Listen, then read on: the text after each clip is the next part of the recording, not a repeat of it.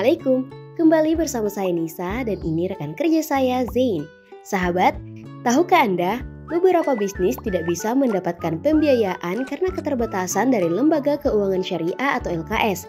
Umumnya, mereka memiliki model bisnis yang berbeda dan unik sehingga hanya dapat dibiayai dengan skema pendanaan, seperti halnya usaha rintisan berbasis teknologi yang lebih dikenal dengan startup.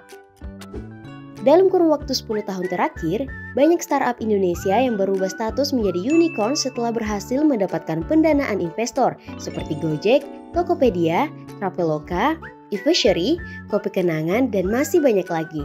Mereka berhasil mendapatkan pendanaan dengan menerbitkan saham. Muncul pertanyaan, mengapa startup lebih cocok dengan skema pendanaan? Jadi begini sahabat, umumnya pembiayaan berbasis hutang atau debt diberikan berdasarkan data historis ataupun rekam jejak bisnis dampingan dengan menilai kinerja perusahaan sekurangnya 2 tahun sebelumnya. Sedangkan pendanaan pada umumnya berbasis ekuitas yang diberikan berdasarkan valuasi bisnis dan proyeksi bisnis di masa mendatang.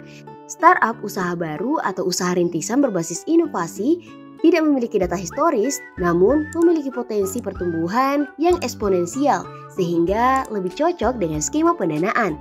Seringkali kita mengira bahwa UMKM yang baru merintis bisnis juga disebut startup, padahal tidak semua UMKM dapat dikategorikan sebagai startup. Karena perusahaan startup memiliki ciri khusus yang berbeda dengan UMKM. Perbedaan karakteristik yang paling menonjol dapat dilihat dari produk dan akselerasi pertumbuhan bisnisnya. Inovasi, teknologi, dan disrupsi pasar merupakan kata kunci yang membedakan produk startup dengan UMKM. Startup memiliki fokus pada produk dan layanan yang belum ada sebelumnya dan dapat mendisrupsi pasar dengan inovasi. Startup seringkali menggunakan teknologi baru untuk menyelesaikan masalah yang ada.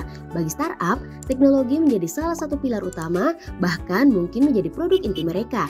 Sedangkan UMKM menggunakan model bisnis yang sudah mapan dengan operasi yang lebih tradisional. UMKM cenderung fokus pada pasar yang lebih terbatas dan sudah memiliki model bisnis yang teruji. Perbedaan utama lainnya adalah akselerasi pertumbuhan. Startup umumnya mengejar pertumbuhan yang cepat dan signifikan untuk mendisrupsi pasar. Sedangkan UMKM yang umumnya berkembang secara bertahap cenderung pada keberlanjutan dan keuntungan jangka panjang. Sahabat pendamping, dalam merekomendasikan pendanaan harus sesuai dengan karakter dan kebutuhan bisnis dampingan. Oleh karena itu, pendanaan bagi startup berbeda dengan UMKM.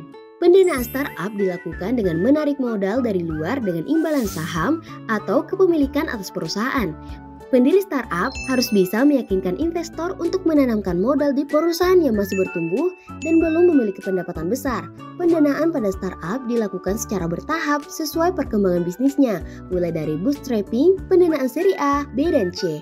Sumber pendanaan startup berasal dari angel investor, venture capital, hingga pasar modal. Model dan skema pendanaan pada UMKM disesuaikan dengan kebutuhan pengembangan bisnisnya, biasanya berupa donasi, penyertaan modal langsung, penerbitan saham atau sukuk, dan instrumen pendanaan lainnya. Sumber pendanaan UMKM berasal dari angel investor, social crowdfunding, modal pantura syariah, SCF syariah, dan pasar modal syariah atau papan akselerasi. Sahabat, sebagai pendamping UMKM, kita diharapkan mampu menilai karakteristik usaha dampingan atau UMKM atau startup, melakukan valuasi bisnis, menilai resiko dan kebutuhan pendanaan, kemudian merekomendasikan sumber dan skema pendanaan yang sesuai dengan bisnis dampingan.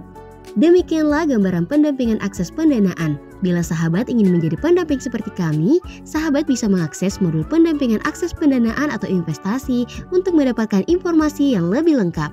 Semoga bermanfaat. Terima kasih dan sampai jumpa. Wassalamualaikum warahmatullahi wabarakatuh.